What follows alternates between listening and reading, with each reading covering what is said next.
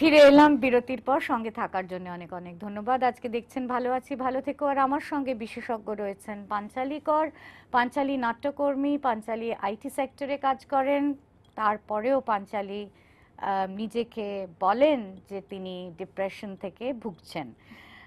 বিরতিতে যাওয়ার আগে আমি জানতে চাইছিলাম যে তোমার পরিবারের প্রতিক্রিয়া। তুমি বলছিলে যে বাবা বুঝতে পারতেন না, ভাবতেন শরীর খারাপ হয়েছে, তারপরে যখন শুনলেন যে না অ্যাকচুয়ালি তোমার মেন্টাল হেলথ কন্ডিশন তুমি ভুগছো, তখন বাবা কি বললেন? বাবা তখন বললেন যে বাবার যে ডক্টর তার কাছে যদি যাই, বা আমি বললাম যে আর একটুখানি মানে ডিসকাস করি বন্ধুদের সঙ্গে, তারা আমার মতন যার অবস্থা আছে, অবসাদে ভুগছেন, তারা কাদের কাদের কাছে যাচ্ছেন এবং কিরকম তাদের এক্সপিরিয়েন্স। তো সেই সব শোনার পরে আমি যেই ডক্টরের কাছে সব থেকে বেশি আমি মানে ভালো ফিডব্যাক পেলাম যার সম্বন্ধে, তার কাছে গেলাম। অ্যান্ড তারপরে আমি বাবাকে বললাম যে ডক্টর বলেছেন প্রথম 6 সপ্তাহ ওষুধটা খেয়ে দেখতে বলেছেন, এবং যেটা হলো আমি ওষুধ শুরু করার পরে কিন্তু মানে এটা সবার হয় তা নয়, কিন্তু আমি অনেকেরই জানি যেটা হয়, আমার বন্ধু বান্ধবের মধ্যে অনেকের হয়েছে, ওষুধ শুরু করার পরে রিল্যাপসের মতো কিছু সিমটমস হয়, মানে বেশি বেশি শরীর খারাপ লাগতে থাকে, বেশি কষ্ট হয়, তখন মনে হচ্ছে যেন কেন খাচ্ছি ওষুধ, এবং এটার ভয় অনেকে ওষুধ বন্ধ করে দেয়। সেখানে ডক্টরের কাছে কথা বলা দরকার যে ওষুধটা স্যুট করছে না, কদিন চলবে না, বন্ধ করে দিতে হবে না চেঞ্জ করতে হবে, নিজে নিজে ডিসিশনটা নেওয়া উচিত না, কিন্তু অনেকেই করে সেটা। তো যখন ওষুধ শুরু করার পরে দেখছে বাবা যে প্রথম 4-5 দিন যে খুব বেশি আমার আরো খারাপ হয়ে যাচ্ছে বাবা অবস্থাটা, তখন বাবা বলছে তুই ডাক্তারকে বল, তুই অন্য ডাক্তারের কাছে যা। তো আমি ডক্টরকে ফোন করলাম, তো সে বললো, এবং আমি জানতাম অনেক বন্ধুর কাছে শুনেওছি যে এটা হয়, তো ডক্টর বললো যে ঠিক আছে আর একটু দেখে তারপরে মানে অ্যাটলিস্ট 7 দিন যাক। তারপর মানে আমি যেটা বুঝতে পারছি যে পারিবারিক দিক থেকে বাবাও সমান অংশীদারিত্ব নিয়েছেন তোমার অসুস্থতা থেকে তোমায় বার করার জন্য। হ্যাঁ, বাবা ভীষণ বুঝতে চেষ্টা করেছেন। উনি হয়তো খুব থিওরিটিক্যালি কিরকম কিরকম হয় জানতেন না যতটা আমি জানতাম, কিন্তু বাবা বুঝতে চেষ্টা করেছে, বাবা ব্যাপারটাকে অবজার্ভ করতে চেষ্টা করেছে। যে আমাকে বাবা বলছে যে তুই উঠছিস না কেন, আমি বিছানায় শুয়ে আছি, উঠছিস না কেন, ব্রাশ করছিস না কেন, মানে এটা তো না যে তোর হাত পা চলছে না, মানে তুমি উঠলেই উঠে উঠে পড়তে পারি। এইটা ভীষণ বোঝাতে অসুবিধে হয় যাদের, ধরো যারা ডিপ্রেশন থেকে ভোগেন, এই যে বিছানার সঙ্গে মিশে যাওয়া বলে একটা শব্দ বন্ধ আছে আমাদের বাংলায়, ঠিক সেটাই হয়, এবং এটাই পরিবারের লোক একেবারেই বুঝতে পারেন না যে কেন এটা হয়। আমি অন্য আরেকটা বিষয় নিয়েও তোমার কাছে আসবো। আমাদের একজন শ্রোতা বন্ধু রয়েছেন, দর্শক শ্রোতা বন্ধু। হ্যালো হ্যালো হ্যালো, নমস্কার, বলুন, রত্নাবলী বলছি। হ্যাঁ শুভদীপ দিদি ভাই, আমি শ্রী কলোনি থেকে মানবেন্দ্র মুখোপাধ্যায় বলছি। হ্যাঁ হ্যাঁ হ্যাঁ, হ্যাঁ, আজকে অতিথিকে আমার তরফ থেকে জানাচ্ছি শুভেচ্ছা এবং ভালোবাসা। অতিথির কাছে আমার এটাই জিজ্ঞাসা, বর্তমান সময়ে সর্বক্ষেত্রে বিশেষত পারিবারিক সমস্যা বলুন, একাকিত্ব বলুন, পড়াশোনা বলুন, চাকরি ক্ষেত্রে বলুন, দেখা যাচ্ছে ডিপ্রেশনের একটা হাতছানি। এটা হওয়ার কারণ কিসের হাতছানি আরেকবার মানবেন্দ্র বাবু? ডিপ্রেশনের হাতছানি। ডিপ্রেশনের হাতছানি, হ্যাঁ হ্যাঁ, চমৎকার প্রশ্ন। তুমি কি এটা উত্তর দিয়ে নেবে, তারপরে আমরা আসি? হ্যাঁ, এটা ফ্যাক্ট যে ডিপ্রেশনের রেট বাড়ছে, মেন্টাল হেলথের রেট বাড়ছে। ইনফ্যাক্ট আজকে আমরা যে বইটা নিয়ে এখানে বসেছি, এটা আমি দেখাতে চাই, এটার নাম হলো ব্রিজ দ্য কেয়ার গ্যাপ। এই ব্রিজ দ্য কেয়ার গ্যাপ, এই ক্যাম্পেইনটা শুরু হয়েছে, এবং এটার প্রধান কথা যেটা আমরা বলেছি এই ক্যাম্পেইনটায়, সেটা হলো যে ডিপ্রেশনে সব থেকে বেশি মানুষ ভুগছেন, এবং ভারতে ডিপ্রেশনের রোগী সমানে বেড়ে চলেছেন, এবং 2020-তে ডিপ্রেশনে ভুক্তভোগী মানুষরা সব থেকে বেশি সংখ্যক হবেন। আমাদের লাইফস্টাইল, এগুলো তো সব লাইফস্টাইল ডিজিজ না, মেন্টাল হেলথ ইজ লার্জলি মানে যতটা না এটা শারীরিক তার থেকে অনেক বেশি সামাজিক, এই নিয়ে কথা হয়েছে আগে আমাদের, যতটা না শারীরিক তার থেকে সামাজিক। তো কোনো একটা ফ্যাক্টর থাকে যেটা ট্রিগার করে, সেটা এক্সটার্নাল ফ্যাক্টর, ইন্টারনালও হতে পারে, কিন্তু বেশিরভাগ ক্ষেত্রে একটা এক্সটার্নাল ফ্যাক্টর। অনেক বেশি কাজের চাপ, অনেক বেশি এক্সপেকটেশন মানুষের পড়াশোনার ক্ষেত্রে, অনেক বেশি কম্পিটিশন, অনেক কম টাইম নিজের রিক্রিয়েশনের জন্য, খেলাধুলো, শখের কাজ। অনেক বাচ্চা আজকাল বাইরে গিয়ে খেলে না, গল্পের বই পড়ে না ছোটদের, এবং সকাল থেকে উঠে এইখানে ছুটছে ওখানে ছুটছে, আমরাও করেছি, বাট একটা লিজার ছিল, এখন যেন যত দিন যাচ্ছে মেকানিক্যাল হয়ে যাচ্ছে জিনিসটা। তো নিজের জন্য যে সেলফ টাইমটা লাগে, যেখানে নিজে হিল করে একটা মানুষ, সেটা বাচ্চারও লাগে, তার পছন্দের কাজটা করা। এবং মানুষ যত এই কম্পিটিশনের মধ্যে যাচ্ছে, ইন্টারপার্সোনাল কমিউনিকেশন, নিজেদের মধ্যে কথোপকথন বা আদান প্রদান যেটা, সেটাও ভীষণভাবে মেকানিক্যাল হয়ে যাচ্ছে। তখন মানুষ একটা সবার সব জায়গায় একটা কম্পিটিশন দেখছে, ভাই বোনদের মধ্যে কম্পিটিশন, কে বেটার, কলিগদের সঙ্গে কম্পিটিশন, কে প্রমোশনটা পাবে, স্কুলে কম্পিটিশন, কে ফার্স্ট হবে, কলেজে কম্পিটিশন, কে স্কলারশিপ পাবে। তো ঠিক আছে, সেটার ভালো দিক যেরকম আছে, সবকিছুর তো ভালো খারাপ দুটো দিক আছে। এই লাইফটা যত মেকানিক্যাল হয়ে যাচ্ছে তত এই জিনিসটা বাড়ছে। এবং যেটা দরকার, যে সেন্সিটাইজেশনটা দরকার এবং মানুষের সংবেদনশীল হওয়া দরকার এই বিষয়টাতে, যে হ্যাঁ এটা বাড়ছে এবং এটাকে মানে আটকাতে গেলে আমাদের যেটা করতে হয়, যে প্রফেশনালের কাছে যাওয়া, নিজেদের মধ্যে কথা বলা, স্বীকার করা, অ্যাকসেপ্ট করা, এগুলো খুব দরকার। তো এবং প্রত্যেকটা অর্গানাইজেশন, প্রত্যেকটা জায়গায় এখন উচিত যে একজন মেন্টাল হেলথ এক্সপার্ট রাখা। যে হয়তো একটা মানুষ বুঝতে পারছে না কি অসুবিধা, কিন্তু হয়তো একটা বাচ্চা বুঝতে, অবভিয়াসলি একটা ছোট বাচ্চা বুঝতে পারবে না, কিন্তু টিচার দেখছে তার মনোসংযোগ কমে যাচ্ছে, তখন সে কাউন্সিলরের কাছে নিয়ে যেতে পারবে। অনেক স্কুলে আছে এই ফ্যাসিলিটি, কিন্তু বেশিরভাগ স্কুলে নেই। ঠিক ঠিক। সেরকম আমি এটার সঙ্গে আরো দু একটা পয়েন্ট একটু সংযোজন করতে চাই। সেটা হলো যে মানবেন্দ্র বাবু, যেটা আপনি বলছিলেন যে ডিপ্রেশনের আরেকটা প্রধান কারণ হলো কিন্তু আনএমপ্লয়মেন্ট। মানে এই যে অনেক বেকারত্ব বেড়ে যাচ্ছে আমাদের দেশে, যে চাকরি নেই, সেটা একটা প্রধান কারণ। আরেকটা আমরা গবেষণায় দেখেছি, আরেকটা বড় কারণ ডিপ্রেশনের, সেটা হলো আবারও কাজের হাত ধরে, এমপ্লয়মেন্টের হাত ধরে আসে, সেটা হলো দারিদ্র্য। অর্থাৎ দারিদ্র্য এবং জীবিকা, এই দুটো যদি ঠিকভাবে কাজ না করে একটা রাষ্ট্রে, তাহলে কিন্তু ডিপ্রেশনের প্রকোপ বাড়বে। এবং অনেক ইন্ডাস্ট্রিতে দেখা যায় যে যতটা কাজ করছে সেই অনুযায়ী স্যালারি নয়, একদম সেটা ভীষণভাবে। এবং যেটা হয় যে মানে লোয়ার ইকোনমিক স্ট্রেটা যারা, তাদের কিন্তু এই এত ফ্যান্সি টার্মগুলোর ওদের সেই ওরা ইউজ করতে, ওরা তো জানেই না ফ্যান্সি টার্মগুলো, আমরা যেগুলো এত ডিপ্রেশন অ্যাংজাইটি বলছি। কিন্তু প্রবলেম কি ওদের মধ্যে হয় না? নিশ্চয়ই হয়, ওদের মধ্যে হয়, এবং সেটা ওরা হয়তো মানে ওদের কাছে রিচ আউট হয়তো বেশি মানুষ করছে না, না হয়তো করছেন। আমি এটা আসছি, আচ্ছা, that's very good. একজন দর্শক বন্ধু রয়েছেন অনেকক্ষণ ধরে ফোনে। হ্যালো হ্যালো হ্যালো, নমস্কার, রত্নাবলী বলছি, হ্যাঁ। বলুন। দুজনকে নমস্কার। নমস্কার, বলুন। একটা কর্মক্ষেত্রে গিয়ে দেখা যাচ্ছে যে নিজস্ব যে চিন্তা ভাবনা আর কি, সেগুলির সঙ্গে এখন এই প্রজন্মের যারা, তাদের ক্ষেত্রে এই যে চিন্তাধারার যে অনেকখানি ফারাক থেকে যাচ্ছে আর কি, থেকে যে ডিপ্রেশনের জন্ম, সেটাকে ম্যানেজ করার জন্য কি করা যেতে পারে?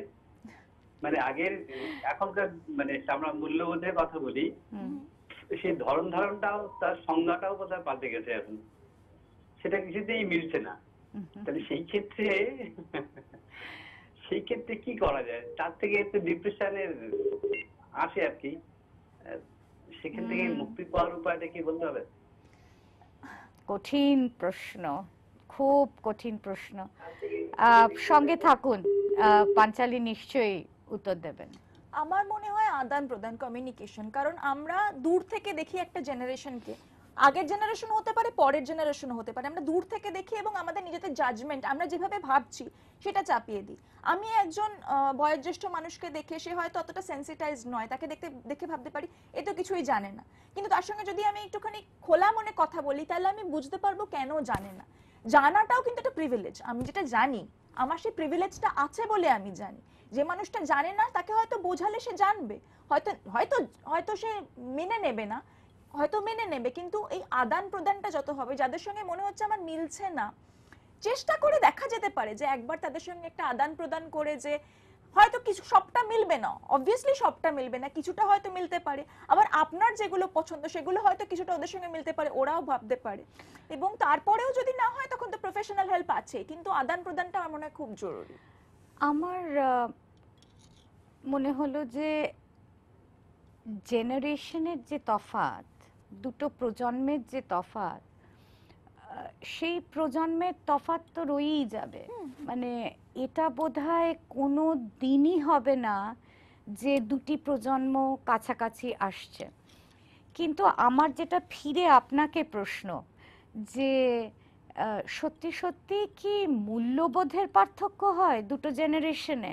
কারণ আমার মনে হয় যে আমি যখন বড় হচ্ছিলাম তখন সততা একটা মূল্যবোধ ছিল এবং সেই দিয়ে আমাদের বড় করা হয়েছে।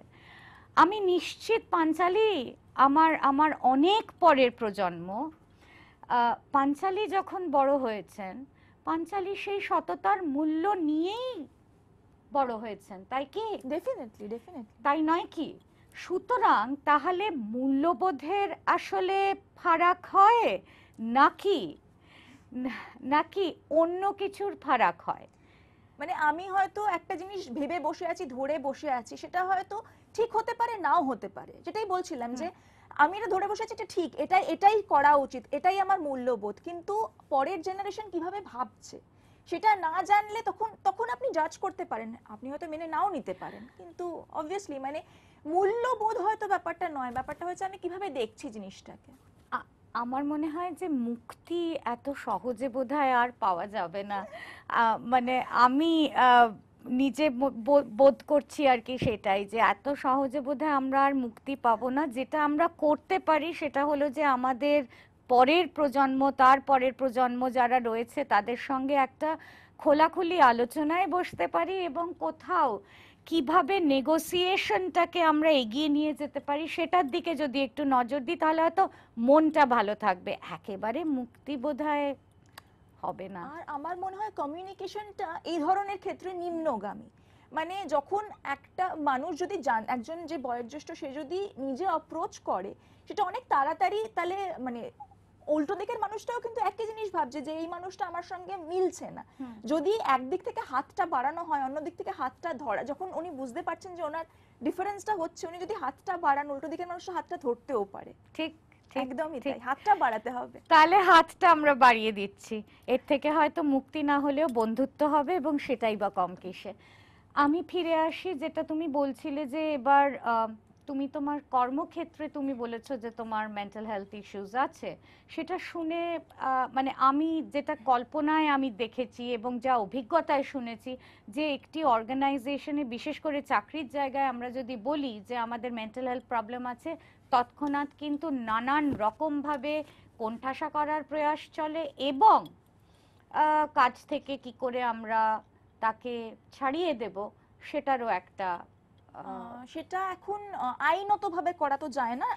না, আইনতভাবে হয়তো অনেক কিছু করা যায় না, কিন্তু ধরো এমন পরিস্থিতি, হস্টাইল এনভায়রনমেন্ট তৈরি করা হলো নোয়িং যে তোমার মেন্টাল হেলথ কন্ডিশন আছে, সেখান থেকে তুমি চাকরি ছেড়ে দিতে বাধ্য। সেটা তো ফিজিক্যাল হেলথের ক্ষেত্রে অনেক সময় হয়। যেরকম গতকাল আমার এক বন্ধু লন্ডন থেকে ফোন করেছিলেন, তার বোন, সে একটা খুব নাম করা ইংলিশ মিডিয়াম স্কুলে চাকরি করে, এবং সে যখন প্রেগনেন্ট হলো তখন তাকে মানে ও ডেলিভার করার 1 মাস আগে পর্যন্ত অফিসে যেতে হয়েছে, মানে স্কুলে যেতে হয়েছে, স্কুলে কোনো চেয়ার ছিল না, দাঁড়িয়ে দাঁড়িয়ে পড়াতে হতো, এবং 5 তলা ওকে সিঁড়ি ভেঙে ওঠানামা করতে হতো, এবং ওকে যদি কোনোদিন দেরিতে যেত বা মানে ফেল্ট পিউকিশ, বমি আসতো বা মাথা ঘুরতো, তখন ওকে যদি রেস্ট নিতে যেত তখন ওকে নানা রকম ভাবে টন্ট করা হতো। তো এগুলো তো জুঝতে হয় একটা মানুষ যদি দীর্ঘদিন ধরে। আমরা জোঝার জায়গায় আসছি। আমাদের একজন দর্শক শ্রোতা বন্ধু রয়েছেন। হ্যালো হ্যালো হ্যালো, লাইনটা বোধহয় বিচ্ছিন্ন হয়ে গেল। তো নিজের কনফিডেন্স থাকা যে না, এটা ন্যাচারাল, মেন্টাল হেলথ ইস্যুস হতেই পারে। আমি নিজে যদি কনফিডেন্ট থাকি, আমি যদি নিজে মনে করি যে না আমি অন্যদের থেকে কম নই, তাহলে কিন্তু হাফ ব্যাটল ওখানে জেতা হয়ে যায়, হাফ যুদ্ধ জেতা হয়ে যায়। এবং আমি শুরুর দিকে ওয়ার্ক প্লেসে বলিনি, আমার অফিসে বলিনি একদম শুরুর দিকে, বিকজ আমার মনে হয়েছিল যে ডিসক্রিমিনেশন হতে পারে, যেটা তুমি বললে বৈষম্য হতে পারে একটা। তারপরে আমার মনে হয়েছিল লোকজন খুব অদ্ভুত ভাবে দেখবে, আরে বাবা এর মেন্টাল হেলথ ইলনেস আছে, মানে একটা চিড়িয়াখানার একটা স্পিসিস এর মতন করে দেখবে, যে এটা মানে নতুন কিছু একটা মেন্টাল হেলথ, মানে আচ্ছা যেটা তুমি শুরুতে বলছিলে, আচ্ছা ওকে তো দেখতে বেশ ফ্রেশ লাগছে তাহলে। কিন্তু থ্যাঙ্কফুলি সেটা আমাকে ফেস করতে হয়নি, সেটা আমার পরিচিত অনেকজনকে ফেস করতে হয়েছে। আমি যখন ফাইনালি ডিসাইড করলাম বলবো, কারণ ডিসাইড করলাম যে আমি অনেকদিনই অফিসে যেতে পারছি না।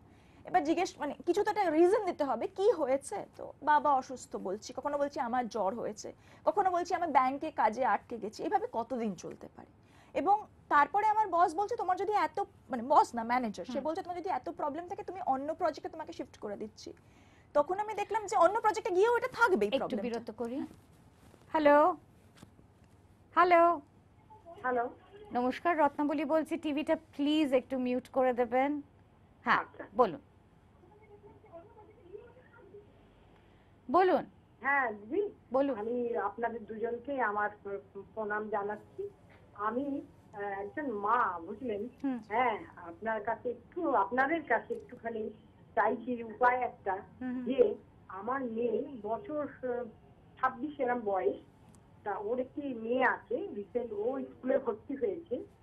তা মেয়েটি আমার কাছেই থাকে, ঠাকুমা দাদুদের কাছেও থাকে, বেশিরভাগ টাইম লং টাইমটাই আমার কাছে থাকে। এখন আমার মেয়ের বিবাহিত জীবনে প্রথম দিকটা ওকে খুব মানে অসুবিধার মধ্যে টর্চারিং যাচ্ছে। হ্যাঁ, মানে পড়ে ওকে খুব নাজেহাল হতে হয়েছিল। তা তখনও বিয়ে ফার্স্ট ইয়ার পরে। তারপরে আমি ওকে বললাম যে তুই সব দেখছি, এবং ও নিজের জন্য ও দেখলে এই জায়গাটা ওদের পয়সা আছে, শিক্ষাটা কম, যার জন্য এত মেন্টাল সবাই মিলে একসাথে এরকম করছে ওর সাথে। ও তখন বলতে নেই, মানে এত সুন্দরভাবে পড়াশোনা করে আজকে সাইকোলজিতে MA করে, হ্যাঁ পাস করে এখন ও একটা জায়গায় চাকরি করছে স্কুলে।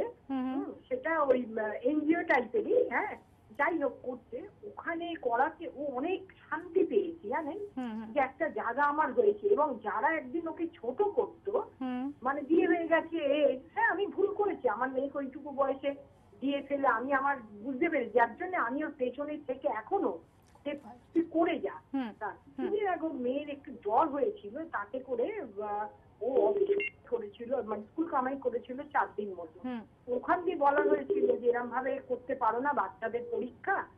তা ওকে তখন ও বললো না আমি এইটা রাখতে পারবো না, হ্যাঁ কারণ আমার বাচ্চার শরীর খারাপ হলে আমি তো ছাড়তে পারবো না, বাচ্চা মামা করছে, আমাকে আমি আর এই চাকরিটা রাখতে পারবো না। কিন্তু ওখান দিয়ে সহপাঠীরা তারা বললো ডেকে যে একদিন 1 ঘন্টার জন্য আসো। আমার খুব ভালো লেগেছে, ওরা দেখে বললো দেখো এর সলিউশন বার করো, যে কেন বাচ্চাটা অসুখ হচ্ছে, করলে কি হবে, তাহলে ডাক্তারের সাথে কথা ছেড়ে দিলে তো তুমি যে কোনো মুহূর্তেই ছেড়ে দিতে পারো, কিন্তু তুমি দেখো কেন হচ্ছে। আর একটা কথা হচ্ছে, তুমি যদি কাজ না করে এটা তো তোমার একটা ডিসিশন। কেন ও কিন্তু এটা মাঝে মধ্যেই বলতো আমাকে, মা অনেক ধন্যবাদ লাগে, হ্যাঁ আমার যেন ভীষণ কিরাম লাগে, করতে ইচ্ছা করে কিছু করি। এখন যে কি ভালো আছে না, কি ভালো আছে, এবং বাচ্চাটাকে দেখি আজকেও আমার নাতনির বমি হয়েছে, আমি বলেছি তুই যা, আমি এ করবো দিদি। অনেক ধন্যবাদ, বলছি না আমি বুঝতে পেরেছি। ভালো থেকে তো আমি দেখি, হ্যাঁ মেয়ে তো দেখতে পারে না, আমি কি যে ভালো লাগে। এই যে মাঝখানে বন্ধ হয়ে গেছিল, আপনারা আবার চালু করেছেন, এটা যে কি শান্তির জায়গা। রুমা নাগ এবং দীপঙ্কর নাগ আমাদের যারা স্টেশন ডিরেক্টর, তারা এটা শুরু করেছেন, তাদের ধন্যবাদটা প্রাপ্য। অনেক ধন্যবাদ আপনাকে, আপনি ফোন করে যে আপনার অভিজ্ঞতা শেয়ার করলেন, এবং যেটা বুঝলাম এবং যেটা পাঞ্চালি যেটা বলছিলেন তার সঙ্গে মিলে যায়, যে পারিবারিক স্তরে একটা সাপোর্ট রাখতে হবে।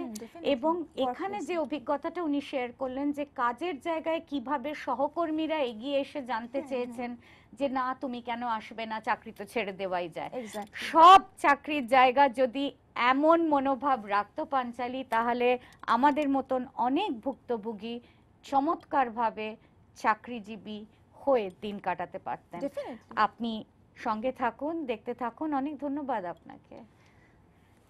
এই চাকরির সূত্রেই তোমার কাছে ফিরে আসি, যে তোমার চাকরির জায়গায় কি ঠিক এমনটা হলো?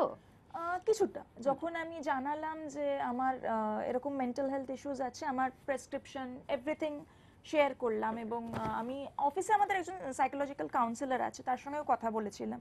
তো আমি বললাম যে আমি অফিসে অলরেডি মানে কাউন্সিলরের কাছে রিভিল করেছি। তখন আমার যে HR আছেন সে বললো যে না, ওকে তো অন্য প্রজেক্টে এভাবে শিফট করা যায়। কারণ আমি বুঝেছিলাম যে এখানে যদি না বলি, অন্য জায়গায় শিফট করলে একই প্রবলেম হতে থাকবে। কোনোদিন হয়তো আমি যেতে পারলাম না, সেখানে আমি মানে at least there is a genuine reason আমি কেন যেতে পারলাম না। তো আমি, এবং আমার ওই যে 10টার সময় আসাটা, যেহেতু আমি ওষুধ খাচ্ছি এবং ডিপ্রেশনটা আছে, আমি অনেকটা দেরিতে আমার দিনটা শুরু হয়, যেটা বলছিলাম তোমাকে আগে। যে আমি ওই 10টার সময় আসার মানে আমাকে 8টা 9টার মধ্যে বাড়ি থেকে রেডি হয়ে বেরিয়ে যেতে হবে, সেই এনার্জিটা আমি সব সময় পাই না প্রত্যেকদিন। তো আমি অফিসে বললাম যে একটা কাজ করা যাক, বিকজ অফিসেরও তো একটা লিমিটেশন আছে হাত পা বাঁধা। ওরা তো আমাকে বলতে পারে না তুমি 2 ঘন্টা করে কাজ করো বা তুমি কাজ করো না, শুধু শুধু মাইনে নাও। ঠিক তো তাই। সেখানে কাজটা আমাকে ডেলিভার করতে হবে, ওরা আমাকে সাপোর্ট করতে পারে। ওরা, আমি যেটা দেখেছি যে আমাকে প্রেশারাইজ করেনি, এবং খুব সুন্দর করে আমার এইচআর এবং ম্যানেজার একদিন আমার সঙ্গে আলাদা করে মিটিং করে কথা বললেন। তো উনি বললেন যে মানে কাজটা তো তোমাকে করতে হবে because you want to do this. তখন আমি বললাম যে আমি তাহলে একটা কাজ করি, আমি কিছুদিনের জন্য, মাস 2-1-এর জন্য আমি 11টার সময় আসবো এবং আমি একটু দেরি করে নয় বেরোবো।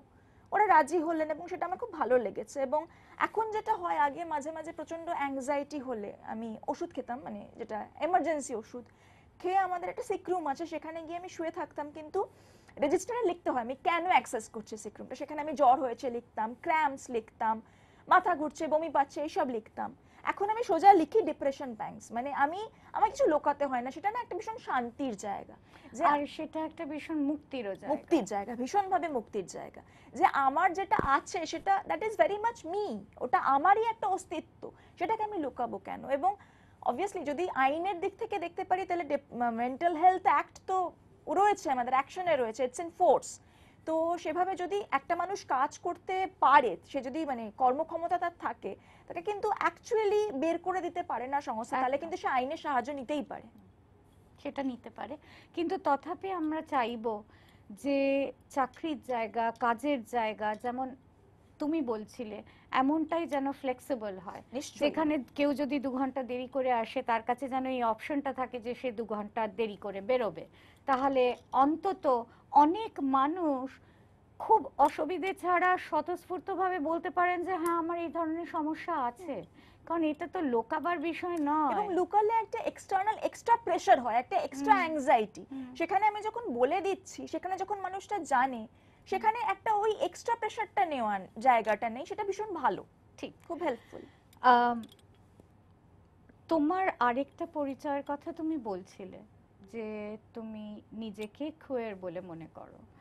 এই আমরা যারা মানসিক স্বাস্থ্য নিয়ে কাজ করি, আমরা সচরাচর যেটা দেখেছি যে যারা নিজেদের খুয়ের বলেন, তাদের খুয়ের পরিচয়টার মধ্যেই একটা মানসিক অস্বাস্থ্যের সঙ্গে তার একটা সম্পৃক্ততা আছে, মানে তার সঙ্গে একটা সম্পর্ক রয়েছে।